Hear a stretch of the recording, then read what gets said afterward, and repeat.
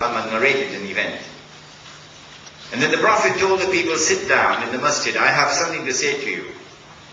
Tamim al-Dari came to me and told me something about Dajjal which confirms what I've been saying to you. So this is true. And then the rest of it comes out of the lips of the Prophet himself. Tamim al-Dari got on board a ship with some 40 of his companions. And then a storm came and blew the ship for a whole month. Singapore, have you studied geography? If you're on the western coast of Arabia, western coast, and you get on board a ship, you have to be either in the Red Sea or the Mediterranean Sea. I mean, somebody in Cape Town told me Atlantic Ocean, but forget that. In school.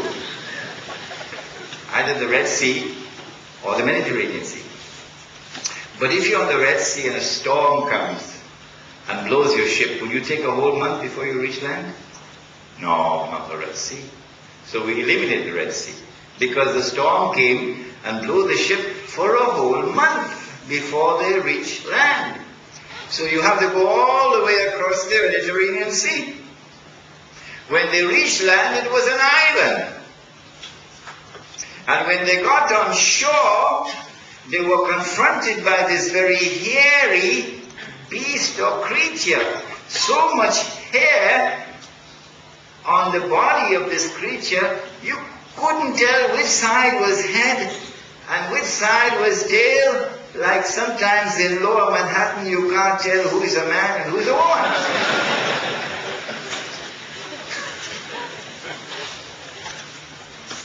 At least some Singaporeans are smiling.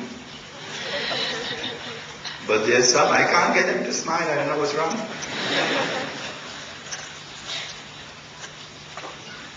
And then the beast spoke, and the beast said, I am Dajjal. No, sorry. I am Jassas. Jassas means spy. Spy.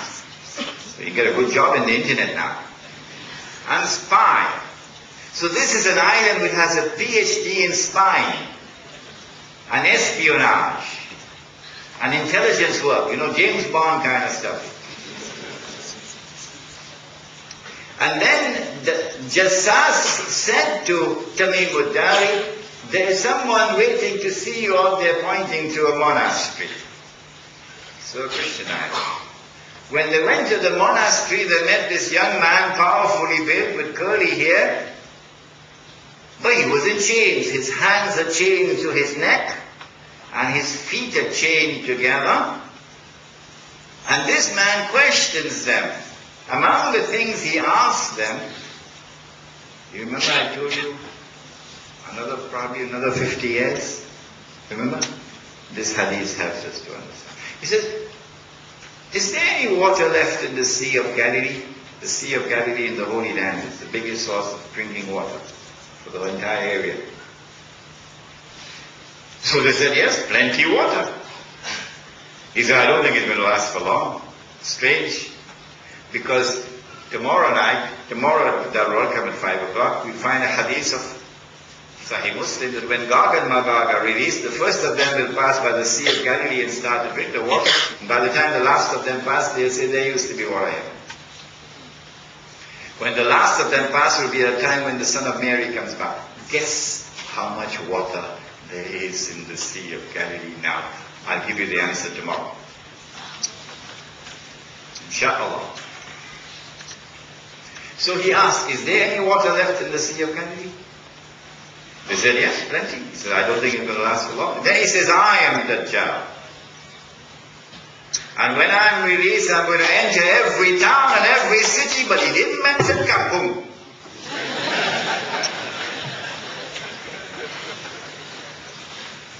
He didn't mention Kampung. I'm going to enter every town and every city.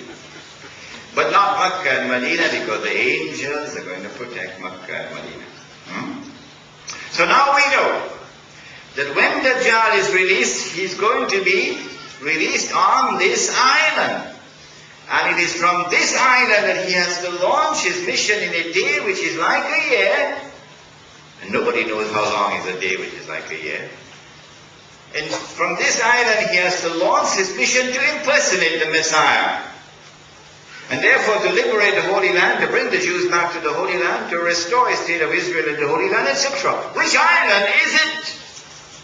Which island is it? Do I have the right to ask that question? Absolutely. Now this is my answer. And my name is Imran Hussain. So you can differ with me. But if you differ with me, you're not allowed to leave the hall. Now, you will have to tell me which is the right answer, if my answer is the wrong answer. And you'll also have to give me the evidence which supports you. My answer.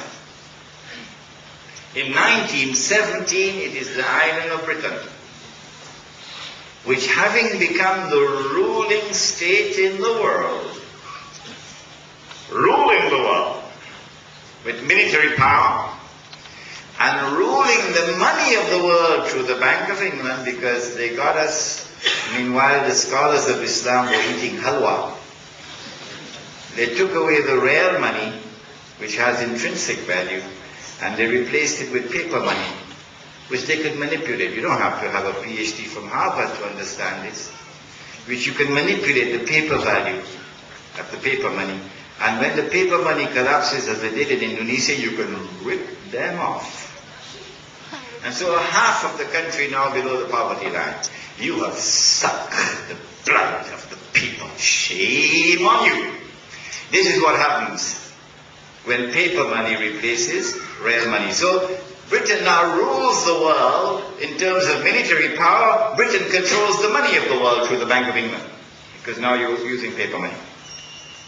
In 1917, this Britain issues the Balfour Declaration that I spoke of earlier. In 1919, a British army defeats the Turkish army and liberates the Holy Land for the Jews. From 1919 to 1948, Britain allows the Jews to return to the Holy Land that the Ottoman Empire had not allowed. You could come back as a tourist, but you can't come back to reclaim the Holy Land, no. Not while the Ottoman Empire was there.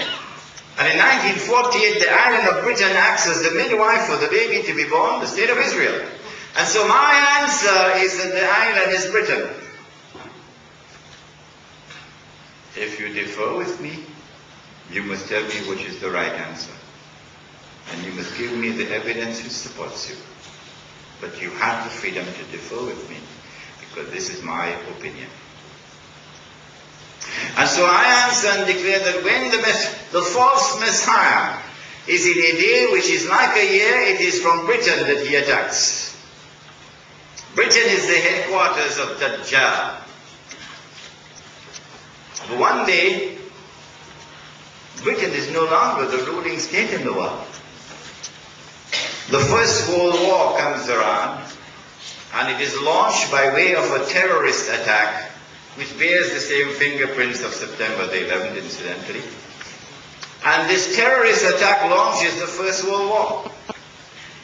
And Britain is forced into the war by those who planned the attack. And within 2 years of the launching of the First World War, Britain is about to surrender. Germany has encircled Britain with her submarines. Britain is no longer the ruling state in the world. And then, in a chapter of history which is still to be written, but we know what happened, Britain is offered a deal. A deal. If you will promise us the Holy Land, we will bring the United States